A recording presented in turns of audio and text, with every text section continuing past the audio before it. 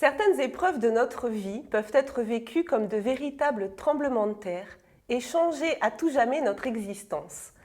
Dans cette série de vidéos, 2 fois par mois, je vous propose de partir à la rencontre du parcours de vie d'un leader du développement personnel qui, comme nous tous, a vécu certaines épreuves de sa vie plus ou moins difficiles, certains moments parfois désagréables, mais qui ont tous leur raison d'être.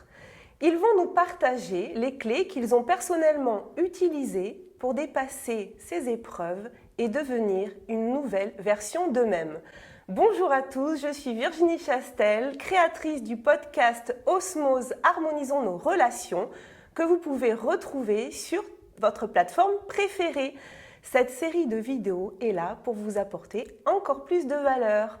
Aujourd'hui, j'ai le grand plaisir de rencontrer Thierry Redon. Bonjour Thierry. Bonjour Virginie. Et donc, tu as une introduction qui est au top. On sent le professionnalisme. J'arrive pas à croire que c'est ta première interview sous ce format-là. Ouais, bah écoute, j'ai suivi les conseils de Laura Massis, que je salue, et on va en discuter. Je crois que je suis pas trop mal coachée aussi à tout niveau.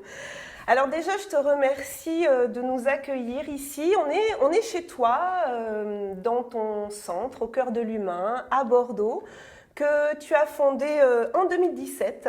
Et ce centre est né de la profonde envie d'accompagner les gens à la découverte de leur potentiel, qu'il soit personnel ou professionnel. Alors, tu es coach, j'arrive jamais à dire ce mot, psychopraticien, difficile et formateur, mais ça n'a pas toujours été le cas. À 23 ans, tu es manager dans un grand groupe informatique. Tu assures des missions techniques, de gestion de projet et de développement commercial et de marketing B2B. Vers 30 ans, on en reparlera peut-être au cours de cette interview. On va voir ce que tu vas nous dire.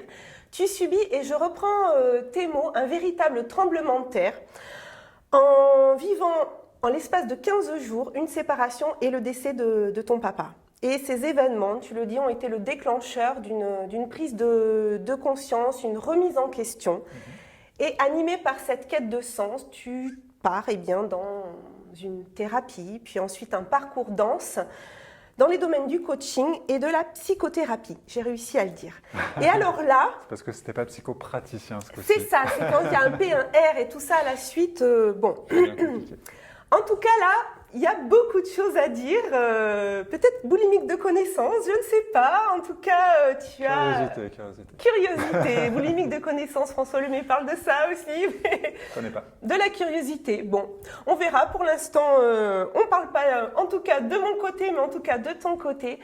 Et ton côté, tu t'es formé au coaching, à la psychothérapie transpersonnelle, et tu as un certain nombre d'outils de prédilection qui sont la programmation neurolinguistique. Tu es maître praticien en PNL et ça te permet d'accompagner le changement. Tu utilises aussi le modèle SFM que je connais très bien, Success Factor Modeling, pour accompagner toute démarche entrepreneuriale. Exact. Tu as aussi à tes cordes l'énéagramme, pour la connaissance de soi et des autres, que je connais aussi. L'approche cognitivo-comportementale pour travailler sur la confiance en soi et l'estime de soi. La communication non violente, pour avoir une communication de qualité.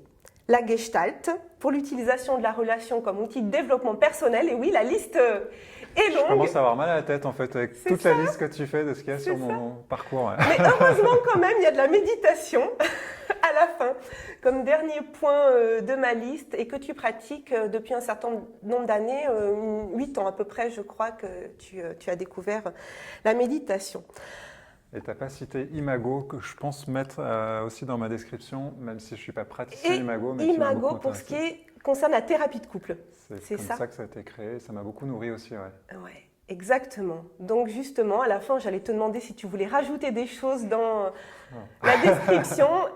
Voilà, en tout cas, nous on s'est rencontrés il n'y a pas très longtemps, c'était en octobre 2019. Tu es venu faire un atelier dans le réseau des Mampreneurs, qui est un réseau de mamans entrepreneurs dont je fais partie. Ouais. Et tu es venu nous faire un atelier qui s'appelait « Vivre de sa passion grâce à l'entrepreneuriat ». Et ce jour-là, il a mis le bazar dans ma tête. Jusque-là, tout allait bien. Jusque-là, tout allait bien. J'avais entamé une reconversion dans le monde de l'immobilier. J'avais quitté l'éducation nationale.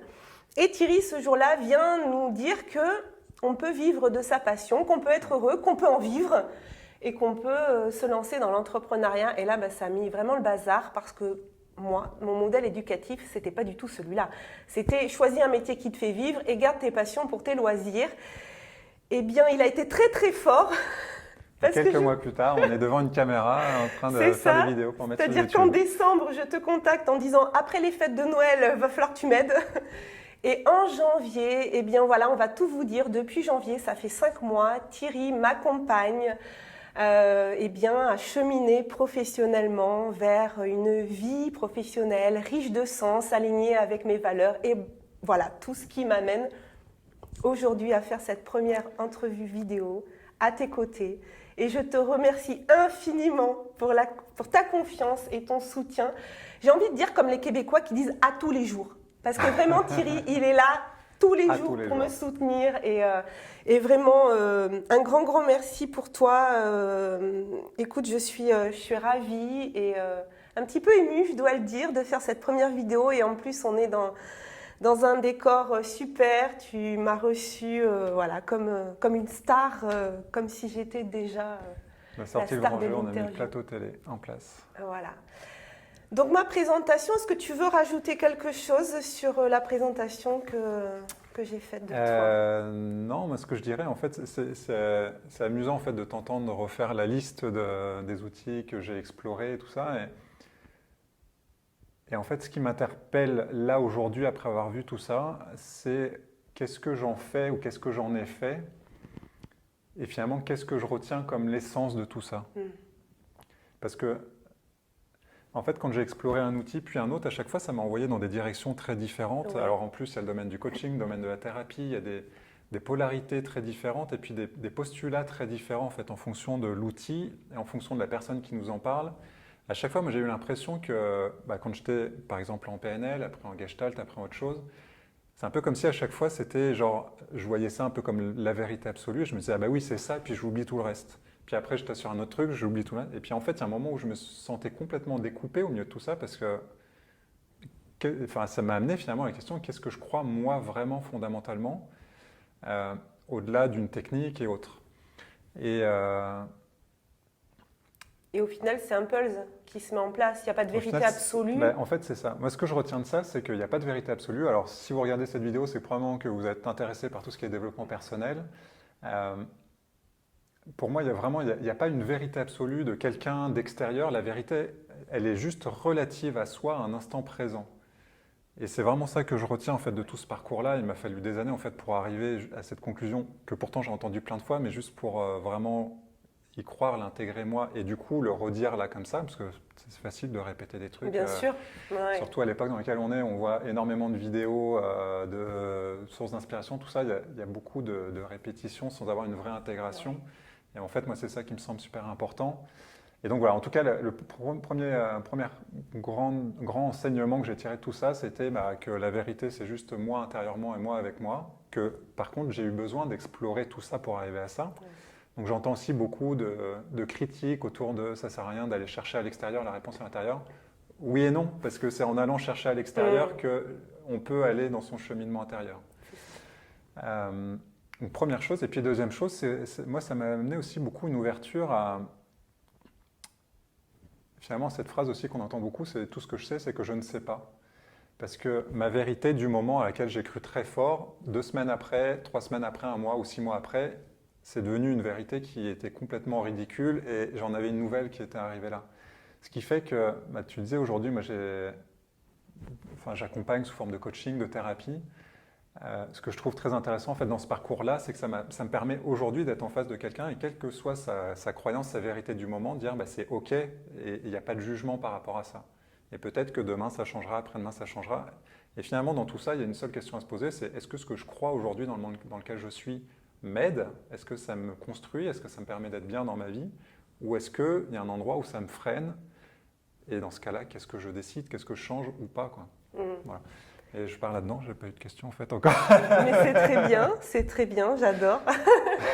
Tu parlais de transformation et justement, je fais un lien avec ce que tu es en train de vivre en ce moment professionnellement et ce que tu as lancé, qui est l'aventure Croître. Et donc, je te remercie aussi énormément de prendre de ton temps pour m'accueillir ici parce que cette aventure Croître, tu es en plein dedans, tu es dans la 6e semaine, je crois. C'est ça, on approche de la fin. Ouais, que tu as lancé avec ton ami québécois Cédric Parent, qu'on salue. Salut Cédric. Voilà, salut Cédric. Et c'est une expérience transformatrice pour se transformer personnellement, spirituellement, professionnellement, financièrement. Enfin, il y a eu énormément d'ateliers et je crois que ça te correspond vraiment, le fait de dire...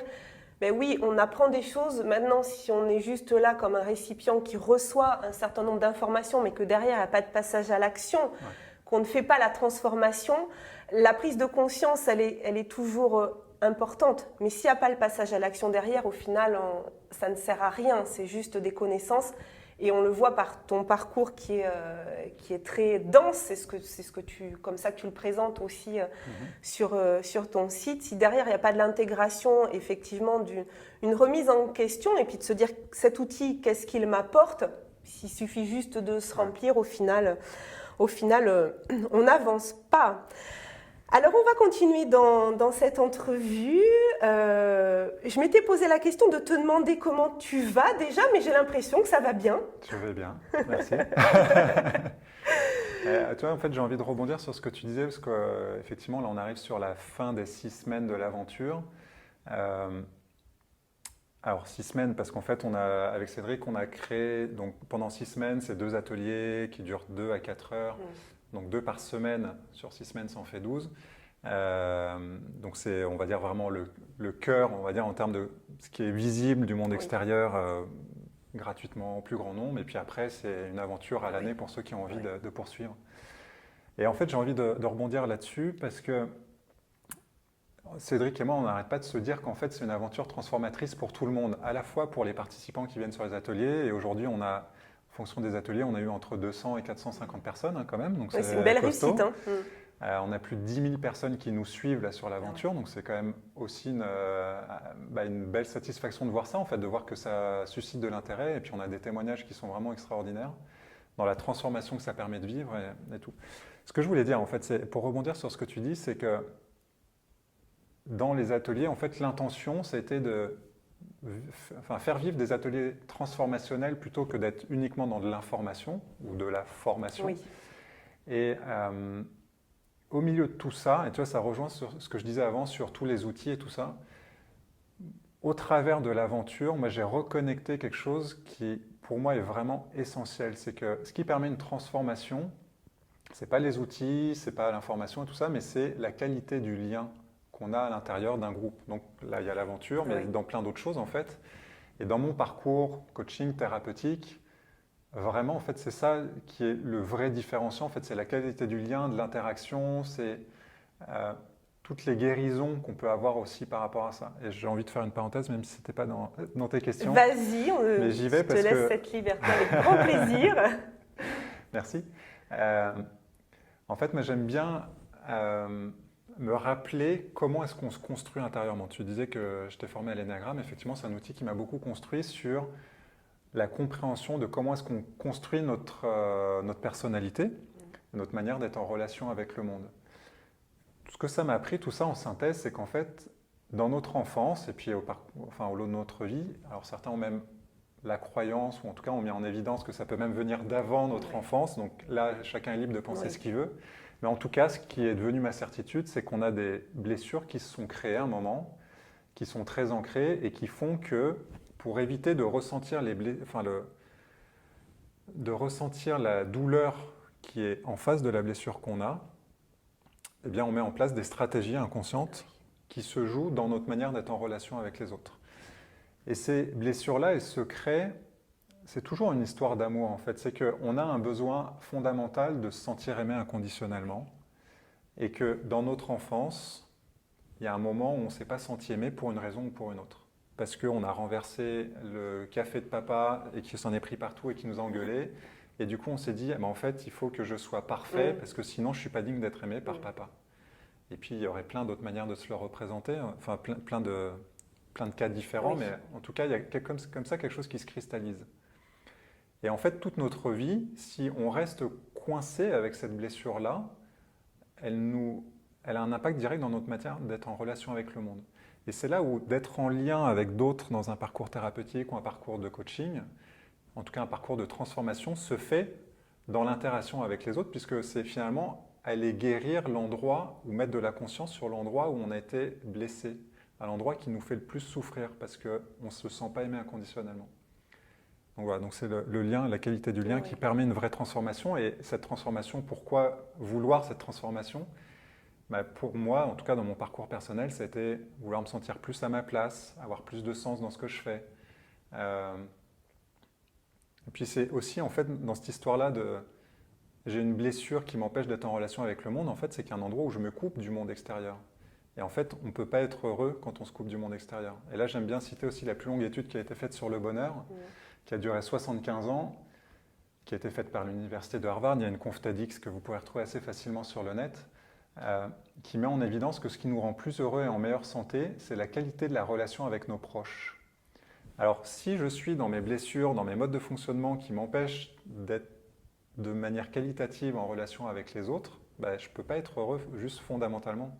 Donc c'est là où il me semble que tout notre parcours de vie, c'est de réussir à remettre du lien là où on a été blessé dans notre enfance. Oui, tout à fait. Et justement, on va partir un peu dans le passé, dans ta vie. Okay. Parce que c'est ce qui, moi, m'intéresse particulièrement donc aujourd'hui. Est-ce que tu pourrais nous dire quelles épreuves tu as dû vivre, quelles épreuves tu as vécues, qui font que tu es l'homme que tu es aujourd'hui? Alors, peut-être pas toute ta vie et toutes les étapes, mais peut-être, en tout cas, celles qui te viennent et celles que tu as envie de partager, qui pourraient avoir du sens pour les personnes qui nous regardent. Alors déjà, il y a celle que tu as citée tout à l'heure, qui est au lendemain de mes 30 ans, je me suis séparé, donc j'étais marié à ce moment-là, et mon père est décédé 15 jours après avoir, moi, décidé cette séparation-là, ce qui était un gros tournant, en fait, dans mon parcours, parce que, en fait, ça peut sembler bizarre de dire ça, mais moi, j'ai vécu ça un peu comme une mort-renaissance, et dans cette renaissance, c'était de devenir vraiment moi-même. Alors, je dis ça, là maintenant j'en ai 10 de plus, j'ai 40 ans. Est-ce que je suis complètement moi-même? Je pense pas, je suis encore en chemin, comme tout le monde, et j'ai la modestie de croire que je serai en chemin tout le reste de ma vie. En tout cas, on s'en rapproche. Ouais, c'est ça, pour moi c'est un chemin vraiment de petit à petit, aller de plus en plus vers son authenticité, vers de la justesse, de se connaître, encore la qualité de la relation avec les autres. Oui. Donc c'est le chemin de toute une vie. Je pense que j'ai fait quand même un bon bout de chemin sur les 10 dernières années. Et donc quand je dis mort-renaissance, en fait, c'est que du coup, pour moi, ce marqueur temporel qui a été celui des 30 ans, du décès de mon père, en fait, ça a été énormément de prise de conscience dans les 2-3 années qui ont suivi que tous les choix que je faisais jusque-là étaient énormément guidés par mon père, en fait, consciemment ou inconsciemment. Et pour moi, ce qui était fou, c'était de constater que 3 ans, 4 ans, 5 ans plus tard, après son décès, intérieurement, je négociais encore avec lui pour me justifier du choix que j'étais en train de faire. Donc tu te demandais qu'est-ce que penserait mon père ou est-ce qu'il serait d'accord, c'est-à-dire comme s'il y avait besoin d'une validation? C'est ça, est-ce qu'il approuverait ou pas? D'accord. Donc c'est pour ça que je dis négocier intérieurement. Oui, oui. Et là où moi, en fait, j'ai vu que ce truc-là a commencé à évoluer, c'était sur les 2 dernières années de sa vie parce qu'il était malade. Et par sa maladie, il perdait de son aura, en fait, de sa force, de sa puissance, on va dire. Et du coup, en fait, moi, plus ça allait, plus j'osais prendre ma place. Ça m'est arrivé, je me souviens encore une fois, c'est une anecdote complètement à la con, je ne sais pas si on peut dire des mots comme ça sur les réseaux. On peut, il n'y a pas de souci. Mais une anecdote complètement peut-être qui peut débile, paraître anodine de l'extérieur, mais qui a son sens. Exactement, en tout cas qui m'a marqué. Oui. Tu vois, c'est que 12 ans plus tard, je repense à ça. C'était une histoire de tondeuse dans son jardin, et qu'en fait, il y a un moment où je me suis affirmé davantage. En fait, j'ai un peu monté la voix, ce qui n'était jamais arrivé. En fait, c'était pas du tout le genre de relation que j'avais avec lui avant. Oui. Et donc voilà, en fait, c'est que quand lui a un peu perdu de son aura, tout ça, moi je me suis plus autonomisé. Puis après, pendant des années, j'ai encore continué à négocier intérieurement. Et voilà, aujourd'hui, je me sens plus du tout là-dedans, mais ça a pris du temps. Ça veut dire que tu avais une vision de ton père, tu idéalisais à outrance ce qu'il J'ai était idéalisé, ou puis son opinion était très structurant pour moi, clairement. Ça t'aidait à te dire, s'il est d'accord, c'est que je suis sur le bon chemin. S'il n'est pas d'accord, c'est que je fais fausse route. Donc on est aussi sur la question de la confiance en soi, l'estime de soi. Alors il y a ce ça. rapport à... Après, ce qui m'a beaucoup aidé, c'est un modèle qui a été... donc Carl Gustav Jung a posé les bases de ce truc-là, puis je crois que c'était dans les années 70 ou 80, il y a 2 Américains qui ont développé tout un modèle qui explique que... Alors, ça s'appelle les lifespan, je sais plus quoi, enfin les cycles de vie. D'accord. Et donc ça explique qu'en fait dans notre parcours de vie, on a différentes phases. Donc il y a la phase la plus connue, c'est celle de la crise du milieu de vie, qu'on situe autour d'une 40aine d'années, même si aujourd'hui plus ça va, plus on sent qu'en fait c'est de plus en plus tôt. On est de plus en plus précoce, je crois. L'adolescence c'est plus tôt. J'ai l'impression d'avoir eu quand même un gros marqueur à 30 ans. Mais donc voilà, et puis sans faire tout l'exposé de ce modèle-là, en fait, ce qui m'a beaucoup intéressé, moi, justement, dans ce modèle, c'est l'explication que tous, autant que nous sommes, nos choix, quand on est adolescent et en début de vie adulte, sont beaucoup guidés, justement, par la quête de reconnaissance de papa-maman, si on résume. Oui. Et en fait, c'est toujours la même chose que ce que je disais avant, c'est qu'en fait, on a besoin de se sentir aimé. Et pour se sentir aimé, en fait, on s'adapte beaucoup à ce que papa ou maman aurait voulu qu'on fasse pour leur plaire, en fait. Ouais. Mais est-ce que toi, c'était... parce qu'il y a des fois, il y a manifestement des parents qui ont des attitudes qui peuvent être manifestement pas très aimantes, on va dire.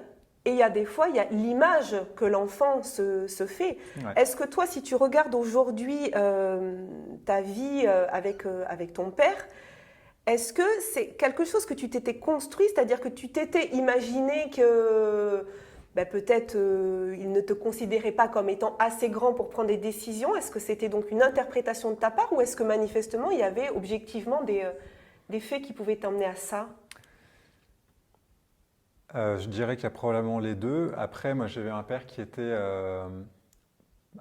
très contrôlant, tu vois, très des avis sur tout. C'était un prof d'université qui avait toujours raison de tout, toujours l'explication et tout ça. Donc, du coup, en ça, avec une aura très forte, qui était même directeur d'une école d'ingé et tout. Et avec un côté très perfectionniste. Comme tu connais l'énéagramme, je le suppose pas mal en 1. Et là-dedans, en fait, il y a quelque chose de l'ordre de c'est jamais assez. Oui. Donc moi, en fait, j'ai grandi avec ça, avec c'est jamais assez, c'est jamais assez bien. Et donc tu ne seras jamais assez bien, donc si j'ai la validation... Et du coup, un besoin de reconnaître, c'est ça, de validation de lui qui saura toujours plus que moi, ce qui est bien pour moi. Et ça, moi, je l'ai vu avec le recul. En fait, je repense souvent à cette histoire-là. C'est à la fin de la 4e, non, 5, quand on choisit la 2e langue, c'est quoi? 4e, enfin à notre époque, parce qu'on a à peu près le même âge. Peut-être, je ne sais pas. Donc à l'époque, en tout cas pour la 2e langue vivante, en fait, donc avant l'entrée en 4e, en fait, moi je voulais faire espagnol, parce qu'en plus j'avais une petite copine dans l'été qui a précédé, qui était espagnole. Il m'a dit non, il faut que tu fasses allemand parce que tu as une logique très cartésienne. L'allemand, c'est des phrases qui structurent comme ça. Il se trouve que lui a fait de l'espagnol et en fait, il n'a jamais rien fait et qu'il a regretté de ne pas avoir fait allemand. Oui. Donc, il m'a dit non, fais allemand. Et en plus, tu connais cette phrase-là, les classes d'allemand, c'est bien connu que c'est là qu'il y a les meilleurs élèves. J'ai vécu exactement la même chose. J'ai pris allemand pour être dans la classe des meilleurs. Et mauvaise pioche, puisque dans la classe dans laquelle j'étais, c'était 50-50. En fait, on était ensemble dans toutes les disciplines, sauf la LV2, où le groupe était coupé en deux. Et on avait la moitié avec les Allemands et l'autre moitié Alors, la question en qui intéresse tout le monde quand même, c'est est-ce que la petite copine, du coup, elle a été dans ta classe ou pas? Non, parce qu'elle était vraiment espagnole, donc j'étais plus avec après. Bon, t'avais tout raté. Là. Et puis là où j'ai eu les boules, c'est que la prof d'espagnol était beaucoup plus mignonne que la prof d'allemand qui était pas à mon goût, on va dire. D'accord, en 4e déjà. Oui. Bref, tout ça pour dire que ce choix-là, clairement, ça a été « Ok, papa, je vais faire ce que tu me dis. » Et voilà. Alors on est beaucoup, je dirais, à avoir vécu effectivement des choix qu'on a fait par rapport à nos parents. Après, effectivement, l'impact va être différent. Ben, déjà, suivant, je pense, l'attitude du parent lui-même. C'est sûr que quand on a un papa qui a une aura gigantesque, ça aide peut-être pas à trouver sa place. Ouais. Et puis après, il y a des suivant effectivement nous ce qu'on ressent, peut-être nos blessures. En tout cas, ça a été une difficulté pour toi de trouver ta place, de construire ton estime. Et au décès, est-ce qu'à ce moment-là, tu te rends compte que ça peut changer les choses ou c'est après coup, tu te rends compte qu'intérieurement, quand même, ça remue Pour moi, clairement, ça n'a pas été immédiat. Ça a été pas été tout un immédiat, cheminement. Je dirais un cheminement de conscience et puis de transformation intérieure. Après, en fait, la réalité, c'est qu'en étant dans la machine à laver, on ne sait pas qu'on est dans la machine à laver, en Oui. fait. Donc, ça s'est fait petit pas par petit pas. Déjà, moi, quand j'ai commencé ce travail thérapeutique, puisqu'en fait, à l'époque, le vrai gros départ, ça a été un travail avec une gestaltiste, donc en thérapie individuelle. En fait, à cette époque-là, moi, j'avais énormément d'a priori sur le monde des psys. Donc, D'accord. c'était la fameuse phrase « c'est les fous qui vont chez les Oui. psys », tout ça. Donc, c'est aussi le bain culturel dans lequel j'ai grandi. Parce que tu étais dans un bain culturel aussi de scientifique, d'ingénieur. Pas, Alors, ça aurait été un bain culturel en sciences humaines, peut-être que ça aurait c'est changé ça. la donne. Là, c'était pas le C'était cas. un monde très cartésien, Ouais, très ouais, analytique, c'est ça, oui. ouais, clairement, d'universitaire. Mhm. Donc, du coup, en fait, moi, j'ai eu déjà besoin d'aller au-delà de cet a priori. Et ça s'est fait par deux témoignages. D'une part, mon frère, si tu nous écoutes, peut-être que tu ne sais pas, mais Patrick, c'est ça? Patrick, à l'époque, comment tu sais ça, toi? Parce que je crois qu'on a mangé ensemble il n'y a pas très longtemps et que j'ai pas été fouillée, hein, tu me l'as dit. Hein. On trouve Peut-être tout après un sur les petit réseaux verre de sociaux, vin, tout je ne est sais possible. plus, mais Et donc lui, en fait, m'a dit à l'époque qu'il voyait une psy. Et c'était hyper... ton frère est plus âgé que toi. il est plus âgé que moi. Tu Ouais. vois, ça aussi, je sais. Je sais que tu es le troisième, le petit Je suis le dernier. petit jeune. Donc voilà, il m'a dit ça et c'était complètement décomplexé. Du coup, j'ai dit tiens, Oui. ok. Donc Pourquoi pas. premier électrochoc. Et puis après, ça a été mon manager à l'époque, Jean-Pierre, si tu nous regardes, qui un jour m'a dit voir un psy ou une psy, c'est hyper aidant. Et voilà. Et alors, compte tenu du personnage que j'avais devant moi, un mec très 8 dans son énergie, tu vois, très charismatique, Oui, leader oui. et tout, Oui. qui me dit qu'il va se faire accompagner par quelqu'un. J'ai dit, oula, qu'est-ce qui se passe?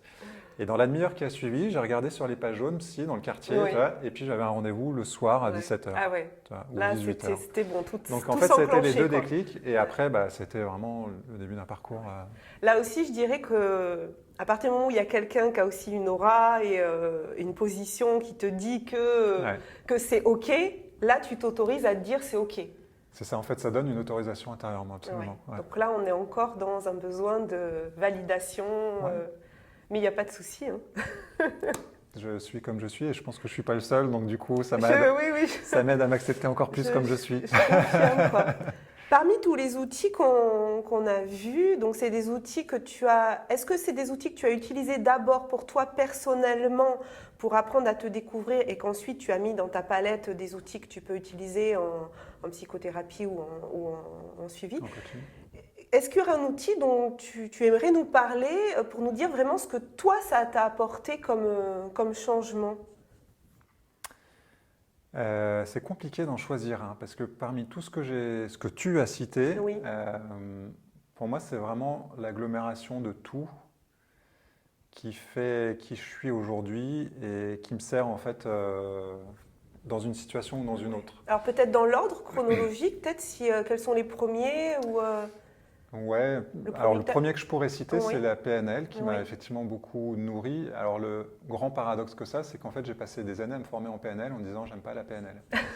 D'accord. Mais en sentant qu'il y avait quand même des trucs intéressants et en même temps, dans la PNL, moi, si certains d'entre vous se forment ou se sont formés à la PNL, en fonction de là où ils se forment, il peut y avoir quelque chose de très analytique, très étape 1, étape 2, étape 3, qui m'a pas mal rebuté parce que pour moi c'était du coup une démarche très intellectuelle. Et avec le recul, j'adore tout ce que j'ai appris en PNL, mais pas forcément en le faisant tel que je l'ai appris. Pour autant, c'était un processus d'apprentissage dont j'ai eu besoin et qui m'a permis d'intégrer et de réutiliser à ma sauce aujourd'hui. Donc je crache pas dessus, et en fait, heureusement que je suis passé par là. Oui. Et surtout, je vais finalement un peu raccrocher le wagon avec ce que je disais tout à l'heure, c'est que dans la PNL, comme dans n'importe quel autre outil, parce que je pourrais dire la même chose de la Gestalt, en fait j'ai aimé la Gestalt et j'ai détesté la Gestalt. La thérapie comportementalo-cognitive, pareil. Imago, j'ai quand même plutôt bien aimé assez vite, même s'il y a un truc justement aussi qui est très cadré. Mais bref, dans tout ça, finalement, l'essence de tout ça, c'est l'intégration. Toi, tu disais, en fait, je pensais que tu allais arriver sur la question quand tu as dit est-ce que tu as fait ça pour toi? Donc, la réponse à la question que tu n'as pas posée, c'est oui. C'est pour ça qu'il est coaché, pas moi. En fait, c'est ça, c'est que moi, j'ai toujours eu besoin d'expérimenter. Dans mon processus, souvent, c'était de dire j'aime pas, puis d'y revenir, de le comprendre à un autre niveau, de l'intégrer, de dire ah mais en fait c'était vraiment bien. Mais quand tu dis, je te coupe parce que quand tu dis j'aime pas, t'aimes pas, pourquoi en fait? Parce que ça venait remuer des choses en toi que tu n'avais pas envie de voir, ou parce que l'approche te plaisait pas et du coup après tu en as fait un peu ton... Alors si je suis très honnête avec moi... Mais ça serait pas mal, ouais. Que tu en fait, j'ai ma montre qui vibre. Oh, la technologie. Non, en fait, ce qui s'est passé, c'est que dans tout ce travail de conscience, il y a toujours un endroit qu'on n'a pas envie de voir chez soi. Oui. Dans mon processus à moi, et je sais qu'on est nombreux dans ce cas-là, ce qui s'est joué, c'est que j'ai des processus mentaux qui sont venus, qui ont du coup vécu une expérience avec un outil en PNL ou autre, et aussitôt que je vis l'expérience, en termes d'émotions, dans mon corps, etc., aussitôt il y a le mental qui arrive et qui dit non mais ce truc-là c'est de la merde. Et donc qui sabre aussitôt l'expérience. Et on dit souvent, toi ce matin j'étais en discussion avec Maria Hanel qui est experte en EFT. L'EFT c'est pareil en fait, c'est un truc qu'on se tapote. Et moi la première séance de EFT que j'ai fait avec une amie il y a plusieurs années, je passais mon temps à rigoler, je me disais qu'est-ce que c'est que ce truc quoi. Mais tu sais, je t'ai dit la première séance que j'ai faite justement dans le cadre de ton groupe Facebook, on en parlera, j'en parlerai sur à la l'EFT. fin.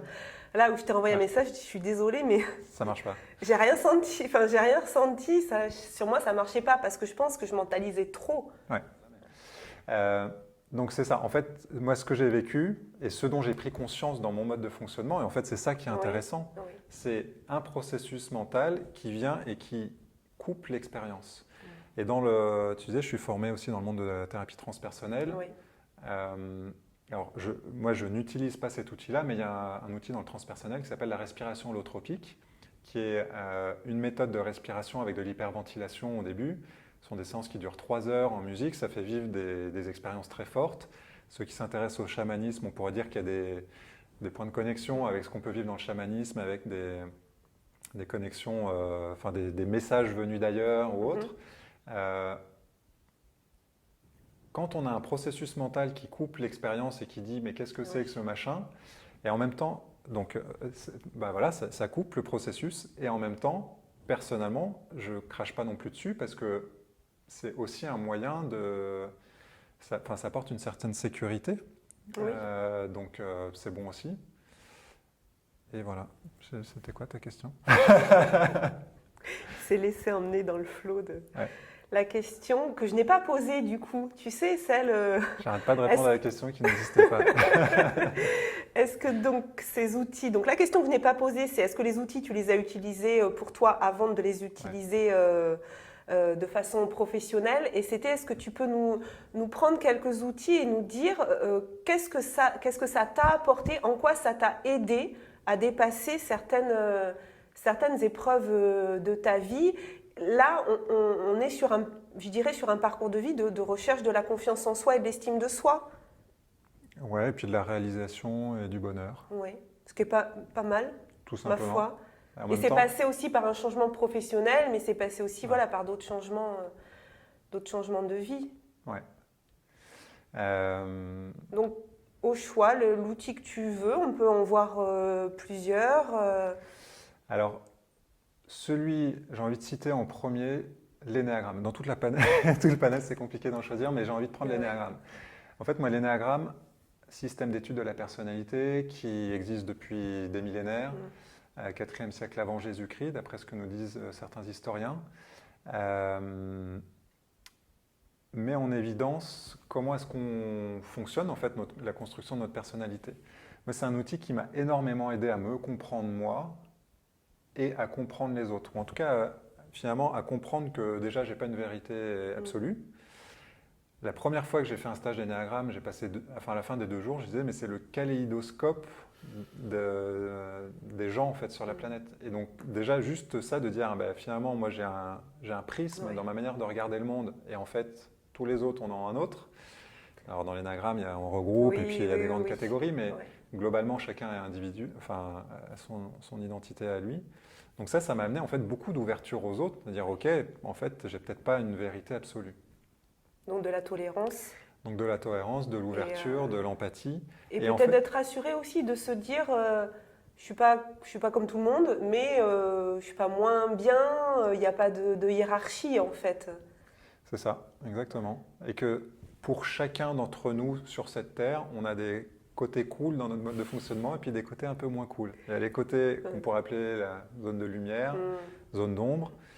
Et apprendre à aimer les 2 côtés aussi. C'est ça, apprendre à aimer, apprendre à accepter, à accueillir. Et puis du coup, c'est ça qui amène une transformation. L'énéagramme, de la réalisation. Je confirme, j'ai découvert ça aussi grâce à toi et grâce à Isabelle. Et ça permet effectivement de mieux se connaître et dans son rapport avec les autres. Et puis un deuxième que j'ai envie de citer, que tu n'as pas mis dans la liste parce que tu vois, je n'ai pas tout mis sur mon site web. Oui, ton site web n'est pas à jour, donc s'il te plaît. C'est qu'en fait, je ne l'assumais pas. Et en même temps que je t'en parle, je me dis, j'ai envie de l'assumer complètement. Allez. En fait, c'est que moi, j'ai beaucoup exploré le tantra. Enfin, beaucoup, j'ai exploré le tantra. Et je pense qu'en fait, le plus gros morceau de ma transformation a certainement été dans le tantra. D'accord. Dans le tantra, alors il y a plein de courants différents, beaucoup de fantasmes aussi autour du tantra et autres, mais en tout cas, moi, ce que je trouve intéressant dans le tantra, c'est, en tout cas qui m'a transformé moi, c'est l'histoire de la relation avec les autres, en fait. Que ce soit dans l'intimité, mais au-delà. Oui. La première fois que j'ai fait un stage de tantra, il se trouve que j'étais en couple à l'époque avec une thérapeute, anecdote que tu connais pas parce qu'on n'a pas bu assez de verre de vin. C'est ça. Non, c'était le midi, on ne pouvait pas... Fallait que tu ailles chercher ta fille à l'école après. Donc, en fait, j'étais en couple avec une thérapeute. On était tous les 2 parisiens. À l'époque, moi, j'étais cadre dans le monde du corporate, tout ça. Donc, chemise, cravate pour aller bosser, tout ça. Et donc là, on était avant les 30 ans. Donc. On était après, parce que c'est pas à 30 ans que j'ai quitté. Il m'a fallu un temps de maturation avant de faire un switch. Mais c'était justement après cette période-là. C'était dans mon parcours de conscience. Et puis... et donc, elle connaissait le tantra, m'a dit viens avec moi en stage, tu vas voir, tu vas adorer. Okay. Et puis, ce qui s'est passé, c'est qu'on était tous les 2 parisiens. Le stage se passait dans le coin de Montpellier. Donc, on prend le train, on arrive 3 heures plus tard à la gare de Montpellier. Et là, il y a un des autres participants qui arrive, que Magali, ma compagne de l'époque, connaissait. Donc, il vient nous chercher à la gare. Et puis, déjà, quand ils arrivent, ils se font un hug. Donc, moi, cadre parisien, 2 gens qui se font un hug quand ils se voient, genre ils sont contents de se voir, qu'est-ce qui se passe? Bon, ok. Du coup, tu fais le hug toi aussi ou... Je crois pas avoir fait le hug là, mais bon, jusque-là ça allait. Jusque-là ça allait, ok. Et puis l'histoire ne s'arrête pas là, évidemment. On monte dans la voiture, il y a même une 4e personne qui est là. Moi, je suis sur le siège passager, donc il y a le conducteur qui est venu nous chercher, puis derrière Magali, et puis le 4e participant. On a à peu près 1 heure de route entre la gare de Montpellier et le lieu du stage. Et là, j'ai l'impression d'être dans un monde parallèle. Pendant toute l'heure du trajet, quasiment, celui qui est venu nous chercher était en train de nous expliquer qu'il y a 3 ans, quand il s'est séparé avec sa compagne, son 4e chakra s'est fermé. Et qu'à partir de là, il n'a plus réussi à être en relation avec une autre femme et que du coup, tout son chemin, c'est de réouvrir son 4e chakra. Et là, je vais te dire que l'heure de trajet en longue. Pendant toute l'heure, je me suis dit, qu'est-ce que je fous là? Comment je fais pour descendre alors qu'on est sur une autoroute dans une voiture? C'était vraiment long. Mais ça ne s'est pas arrêté là. Parce qu'après, on est arrivé sur le parking du stage de Tantra. Et ce qui est merveilleux dans le monde du développement personnel, c'est que quand on retrouve des participants avec lesquels on a fait des stages, on est heureux de les retrouver. Oui. Et du coup, on se saute au cou, on se fait des hugs. Mais quand on a un cadre parisien qui débarque là au milieu de nulle part, avec des gens qui parlent de chakra et tout ça, et que tout le monde se fait des hugs en Sarwell et autres, tu te dis, mais qu'est-ce que je fous là? La secte, quoi, un peu. Exactement. Et donc là, en fait, moi, ça a été aussi un moment très fort, tu vois, là, je repense à ça quelques années plus tard, mais de voir à quel point, moi, intérieurement, à ce moment-là, j'étais hyper jugeant, en fait, de tout ce Oui. monde-là, de leurs actes quand ils se font des câlins. Il y avait des hugs entre hommes, pour moi, c'était juste Oui, pas oui. du tout mon Ouais, univers. ouais. Dans la manière de s'habiller, dans le fait de se parfumer avec des huiles essentielles. Mhm. C'était pas du tout mon monde, tu vois. Ouais. Et, euh, et donc, en fait, voilà, avec le recul, j'ai vu à quel point je me suis coupé du monde par mes propres mécanismes intérieurs de jugement et autres. Donc, tu vois, si je fais des liens Oui, avec tout oui. ça, l'énéagramme m'a amené de l'ouverture, le tantra aussi beaucoup, juste par les participants. C'est là encore où je reviens sur la notion de lien que j'évoquais pour l'aventure, mais dans tout le reste, en fait, toutes mes expériences, à chaque fois, que c'était en PNL, que c'était en Gestalt, dans le Tantra ou autre, c'est toujours le lien avec les autres qui permet de voir déjà qu'on n'est pas les seuls à être dans notre merde, c'est la réalité, C'est ça. qu'on n'est pas les seuls à avoir des problèmes de tel type ou tel type, le Ça syndrome de diminue pas l'imposteur. notre merde, mais ça nous rassure un peu, quoi. Exactement, On se sent, voilà, un peu plus compris. c'est ça. Ouais. Ouais. Il y a ça, et puis après, bah, c'est la qualité du lien, le fait d'être reconnu par d'autres, d'être apprécié par d'autres, d'être aimé par d'autres tels que nous sommes, qui nous permet de nous accueillir tels que nous sommes nous-mêmes.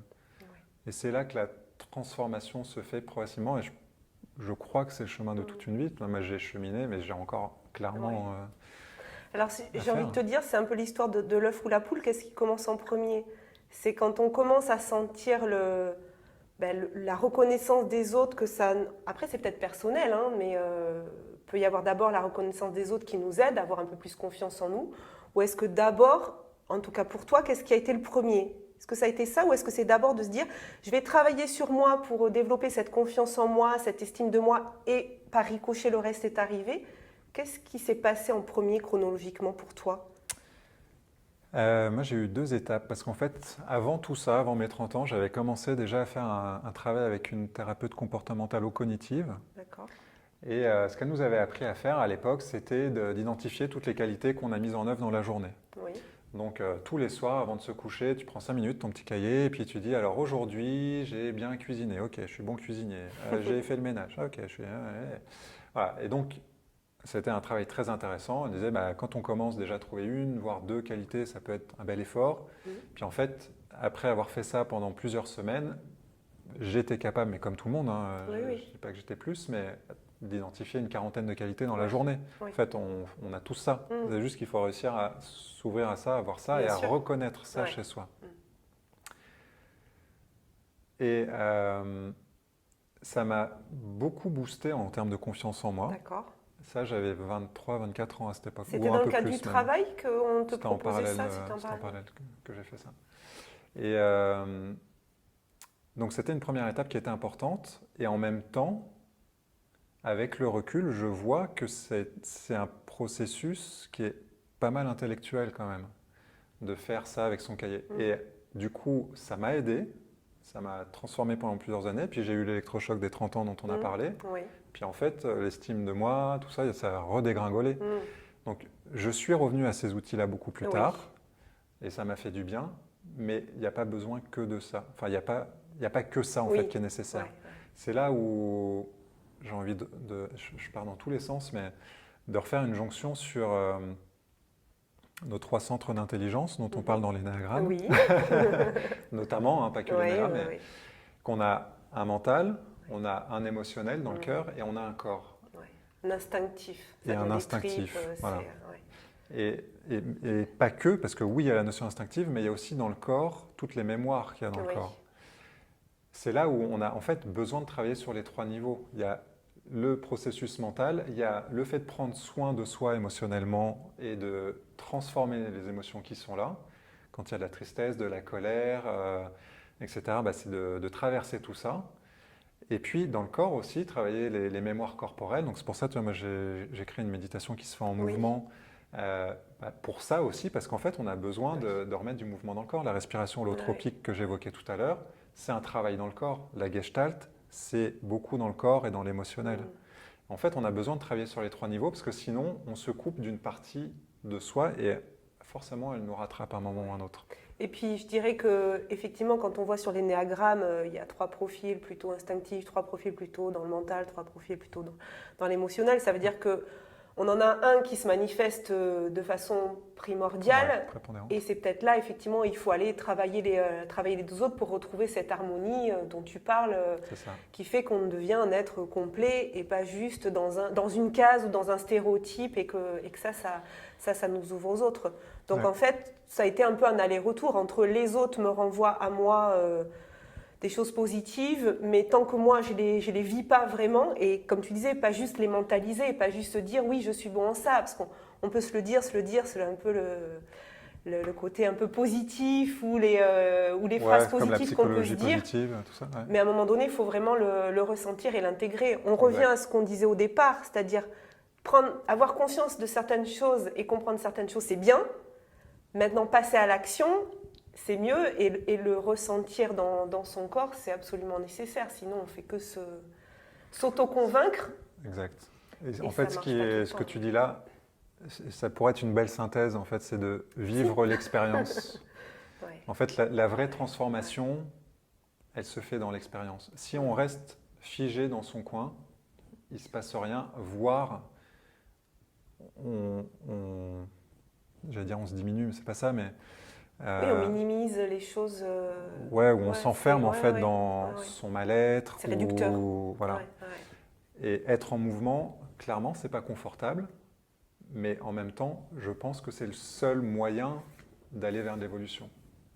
Donc, ouais.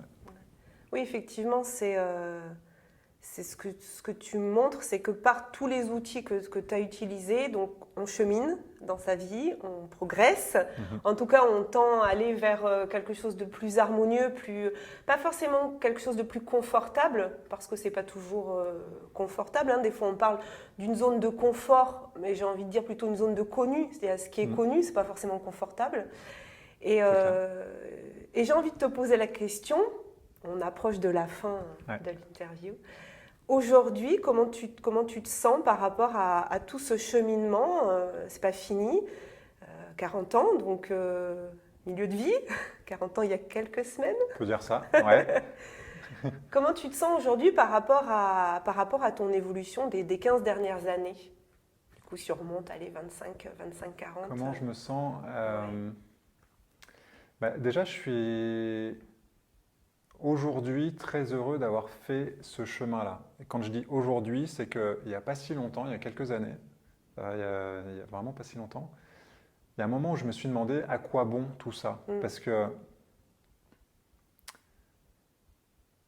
en fait, de mettre toujours le nez dans sa...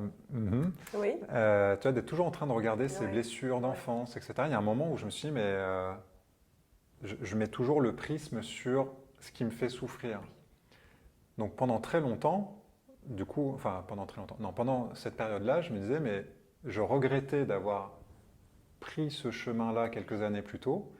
Le grand problème, c'est qu'une fois qu'on a commencé, on ne peut pas revenir en arrière. C'est ça. Quand En gros, c'est la boîte de Pandore, en fait. C'est-à-dire, soit tu l'ouvres pas, une fois que tu l'as ouverte, il faut gérer les choses. C'est ça, on n'a plus d'autre choix que d'avancer. On peut pas Donc dire qu'on ne choisissez savait bien pas. avant, hein. C'est-à-dire que soit on commence. Vous pouvez couper la vidéo et surtout désactiver toutes les chaînes YouTube, tout ça, de trucs qui ressemblent Voilà, à du ne développement regardez personnel. pas toutes les vidéos que je vais vous proposer. Ouais, c'est Et du coup, moi, en fait, j'ai l'impression d'avoir traversé ce qu'on appelle la nuit noire de l'âme. D'accord. Il y a un livre comme ça qui en parle très bien, beaucoup mieux que moi. Et en fait, c'est ça, dans ce cheminement de conscience, c'est qu'il y a un moment où en fait, on va genre vraiment dans les bas-fonds de notre souffrance. Et c'est en allant là que, en fait, il y a un moment où il y a un peu une histoire de décision quand même. J'ai eu un débat avec un de mes psys à une époque qui m'a dit non, on ne décide pas, machin, mais ma conviction, c'est que en fait, quand on va vers là, il y a un moment où finalement on se retrouve face à la décision de est-ce que je continue à sombrer ou est-ce que je choisis la lumière, en fait, est-ce que je choisis l'ombre ou la lumière. Ça. Donc quand on va vraiment en profondeur là-dedans, et je pense que tous les grands méditants pourraient dire la même chose certainement, c'est qu'il y a ce truc-là. Et c'est là où on peut vraiment choisir sa lumière. Après, est-ce que moi, 10 ans plus tard, avoir vraiment fait tout ce parcours-là et puis je continue à cheminer, est-ce que je suis complètement réalisé, machin? Non. Est-ce que je le serai un jour? Je ne crois pas. Je n'ai pas cette prétention-là. Pour moi, j'aime bien me représenter le Bouddha, tu vois, par rapport à ça. Donc, je ne suis pas plus bouddhiste qu'autre chose. Mais on entend aussi souvent dans le monde du développement personnel ou de la spiritualité, on parle d'être éveillé, tout ça. Oui. Donc, ma conviction personnelle aujourd'hui où je parle, c'est que être un être éveillé, pour moi, c'est un espèce de fantasme idéalisé. Oui. C'est comme en mathématiques, l'infini, bah oui, Oui. on comprend le concept, Oui, oui. tout ça, mais c'est un truc qui n'existe pas parce qu'on a un ego dans l'être incarné que nous sommes. Je pars encore vraiment dans tous les sens parce que je ne sais même plus Mais pourquoi pas je te du parle tout. de ça. Mais je ne sais plus. En Mais fait, ma je question, te c'était demandais comment tu par te rapport aux sentais 10-15 dernières aujourd'hui ouais. et tu disais que en fait, c'est le chemin qui compte. Tu n'arriveras jamais à cet ça. être éveillé à 100% et que ce n'est pas non plus un objectif en soi, que ce n'est pas ça qui compte en fait. C'est ça en fait, c'est trouver le plaisir aujourd'hui déjà. Pour moi, c'est un grand changement par rapport à quelques années et puis encore régulièrement, j'ai besoin de me ramener à ça. Hein. C'est d'être dans l'instant présent beaucoup plus que dans la projection du futur. Alors en tant que coach, c'est un peu moche de dire ça, mais et ne pas être embourbé dans le passé. En tant que thérapeute, oui. c'est compliqué. Oui, c'est ça, oui.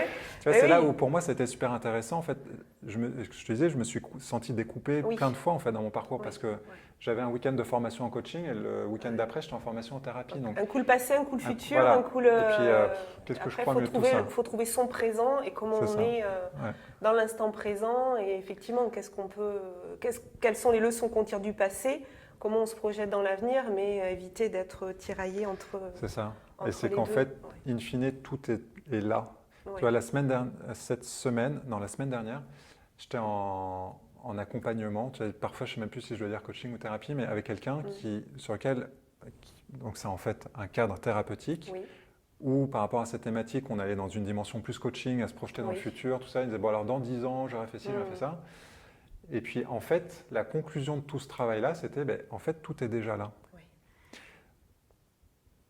Et je pense que c'est ça en fait, c'est travailler sur le futur comme on le fait en coaching, ça donne la direction pour déjà voir de quoi on a besoin pour aller vers ça et puis surtout en fait prendre conscience que finalement le plaisir, le bonheur, il est là maintenant dans l'instant, il n'est pas plus tard. Voilà, et puis après moi dans les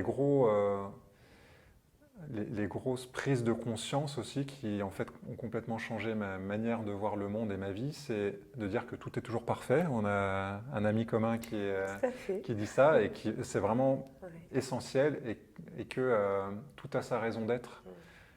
Donc quand je traverse des galères, ok, ça a sa raison d'être. Ça ne veut pas dire d'être gnangnan, machin, et puis tout positiver à outrance, mais c'est juste de prendre du recul et dire ok, quel est l'enseignement que je peux avoir ça?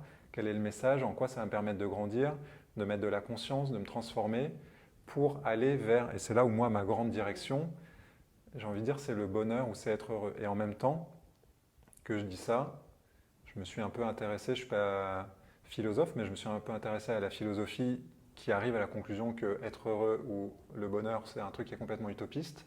Je crois aussi, je crois en fait à l'impermanence. Donc tendre vers ça, oui. Tendre vers la réalisation de ça, oui.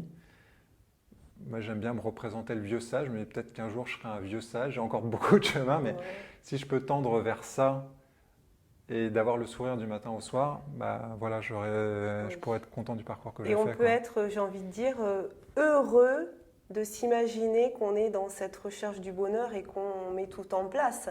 Et finalement, heureux de mettre en place ce processus en se disant, rien que l'idée de vivre ce processus me rend heureux. C'est ça. Peut-être qu'on pourrait trouver la joie dans conclure tout ce qui comme se présente. ça. Je ne sais pourrait pas, on pourrait conclure comme ça.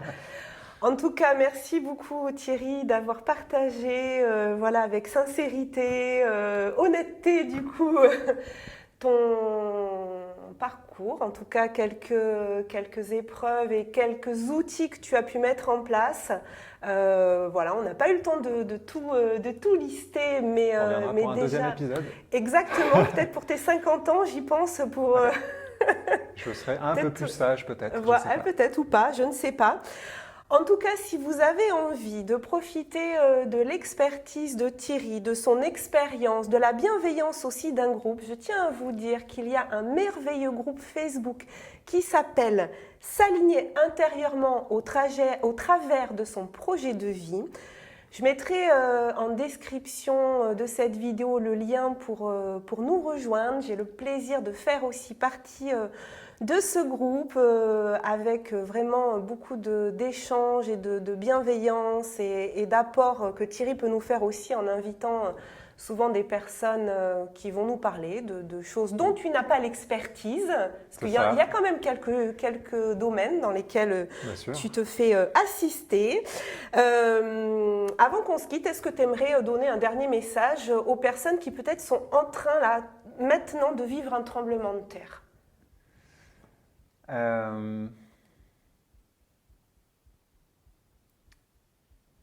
Si ça se résumait en une phrase, c'est que tout est toujours parfait et avoir confiance dans le processus. C'est qu'il y a toujours un processus qui est en train de se jouer, que dans l'instant, on n'a pas la clarté, on n'a pas le recul pour dire « ok, ça m'emmène vers du bien », mais la réalité, dans mon expérience, en fait, c'est que c'est toujours ça, même si dans le fond, ça implique justement d'avoir cette croyance-là pour faciliter ça. Quand je dis ça, c'est que ça amène vers du bien. Si je crois que ce que je suis en train de vivre me met en situation d'échec ou autre, c'est ce que je vais vivre dans la réalité. Si je considère que la galère que je suis en train de traverser va m'amener vers du bon, du beau, du meilleur, ben, je vais réussir à rebondir. Donc, si vous êtes en ce moment dans une situation merdique, chaotique, respirez là-dedans, avoir confiance au processus et identifier qu'est-ce qu'il y a de beau derrière ça. Merci. Avec plaisir. Très belle fin de journée à toi. À bientôt. À bientôt. Merci. Alors, si vous avez aimé cette vidéo, surtout vous n'hésitez pas à la liker. Si vous pensez qu'elle peut apporter de la valeur à quelqu'un dans votre entourage, sentez-vous libre de la partager. Et si vous voulez avoir encore plus de contenu inspirant, on se retrouve sur mon site internet virginiechastel.fr. Je vous souhaite une très belle fin de journée et surtout, prenez soin de vous.